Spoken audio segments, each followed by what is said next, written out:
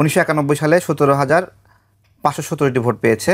1996 সালে তিনি ভোট পেয়েছে ওই একই আসনে 18,029টি, এবং 2001 সালে উনি ভোট পেয়েছে মৌলভীবাজার 2 আসনে 12,415টি। ওনার এই 3 টার্মের ভোট এক জায়গায় করলে একবার এমপি হতে যেই ভোটটুকু লাগে সেই ভোট হয় না। শফিকুর রহমান সাহেব, ডক্টর শফিকুর রহমান সাহেবের কথা বলছি। এবং ইসলামী আন্দোলন বাংলাদেশের যে ছাত্র প্রতিনিধি ইয়াসিন আরাফাত মনে হয় সে ভোট পেয়েছে 67টি ডাকসু নির্বাচনে। আমার প্রশ্ন ওখানে না, আমার প্রশ্ন হলো যারা পিআর চাচ্ছে তারা বলছে 70% মানুষ পিআর চায়, 70% মানুষ, এটাই তো বলছে। আজকে পরিসংখ্যান হয়েছে 58% মানুষ পিআর বিষয়ে জানে না। তারপর তাহলে 58% মানুষ যদি পিআর বিষয়ে না জানে, 70% মানুষ কীভাবে পিআরের পক্ষে? এই উত্তরটা কেউ দিতে পারছে না।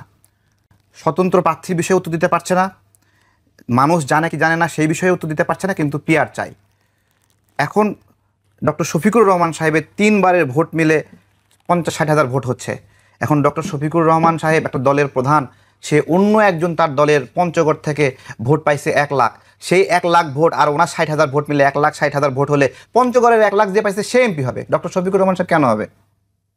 জনগণকে সম্মান করতে চাই কিনা, জনগণের চাহিদা কি? আমরা সারা জীবন স্লোগান দিছি যে একটা ভোটের ন্যায়সঙ্গত লড়াই কীভাবে হয়, যে মার্কা দেখে নয় ব্যক্তি দেখে ভোট দেন, আজীবন মানে সুষ্ঠু ভোটের স্লোগান এটা।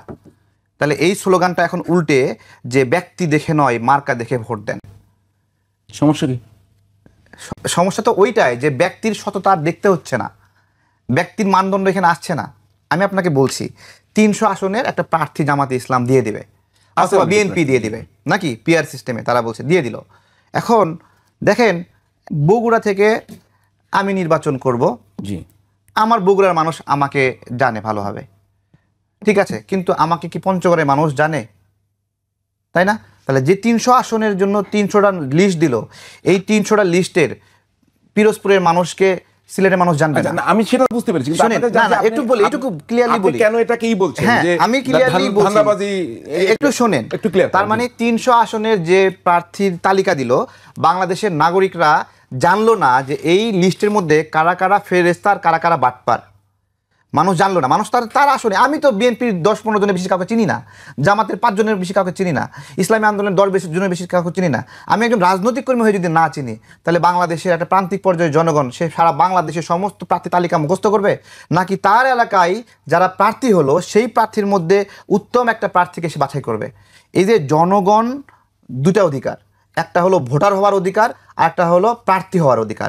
একজন ভোটারের যে ভোটার হতে পারবে সে প্রার্থী হতে পারবে। আপনি ভোটারের ক্ষমতা অর্ধেক কেড়ে নিচ্ছেন, যে তুমি শুধু ভোট দিবা, তুমি ভোট দিবা কিন্তু নিজে কোনোদিন মানে প্রার্থী হতে পারবে না, আপনি সেই সিস্টেমে ঢুকাই দিচ্ছেন। আপনি বলছেন যে এখানে টাকার খেলা হবে না। দেখেন নমিনেশনে টাকার খেলা হয়, টাকা দিয়ে নমিনেশন নেয়। জনগণের হাতে কিন্তু একটা চাবি থাকে যে টাকা দিয়ে দিলে ওটা আমি রিজেক্ট করবো। জি, একটা এলাকায় চাঁদাবাজ ধান্দাবাজ থাকে, তাকে রিজেক্ট করার অধিকার রাখে যদি ভোট ঠিক মতো। হ্যাঁ, কিন্তু এই পিআর সিস্টেমে আপনি তো পুরো টোটাল সিস্টেমে ধরেন আপনার হলো টোটাল বিএনপির একজন চাঁদাবাজের জন্য সারা বাংলাদেশের সমস্ত বিএনপিকে তো মানুষ বয়কট করতে পারে না, অথবা টোটাল জামাতের একজন ফেরেশতার জন্য পুরো জামাতকে তো বাংলাদেশের পক্ষে শক্তি বলতে পারে না, বলতে পারে? এখন চাঁদাবাজির জায়গাটা থাকবে কোথায় সেটাই বলে আপনি বলছিলেন যে এতে আরো চাঁদাবাজি বেশি হবে, ধান্দাবাজি বেশি হবে। যদি সংক্ষেপে বলেন আমরা ব্রেকে যাবো। হ্যাঁ, আমি তো সেটাই বলছি।